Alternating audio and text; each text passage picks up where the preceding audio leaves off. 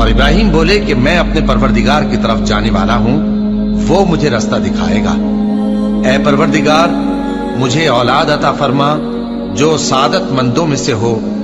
تو ہم نے ان کو ایک بردبار لڑکے کی خوشخبری دی۔ جب وہ ان کے ساتھ دوڑ دھوپ کی عمر کو پہنچا تو ابراہیم نے کہا کہ بیٹا، میں خواب میں دیکھتا ہوں کہ گویا تم کو ذبح کر رہا ہوں، تو تم سوچ لو کہ تمہارا کیا ارادہ ہے۔ انہوں نے کہا کہ ابا جان، جو آپ کو حکم ہوا ہے وہی کیجئے، اللہ نے چاہا تو آپ مجھے صابروں میں پائیے گا۔ اس طرح جب دونوں نے حکم مان لیا اور باپ نے بیٹے کو ماتھے کے بل لٹا دیا تو ہم نے ان کو پکارا کہ اے ابراہیم، تم نے خواب کو سچا کر دکھایا، ہم نیکوکاروں کو ایسا ہی بدلہ دیا کرتے ہیں۔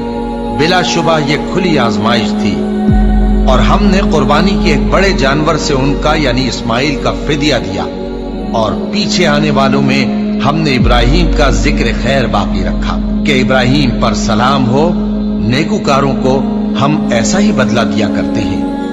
بے شک وہ ہمارے مومن بندوں میں سے تھے، اور ہم نے ان کو اسحاق کی بشارت بھی دی کہ وہ نبی اور نیکوکاروں میں سے ہوں گے، اور ہم نے ان پر اور اسحاق پر برکتیں نازل کی تھیں، اور ان دونوں کی اولاد میں سے نیکوکار بھی ہیں اور اپنے آپ پر سراسر ظلم کرنے والے یعنی گناہگار بھی ہیں۔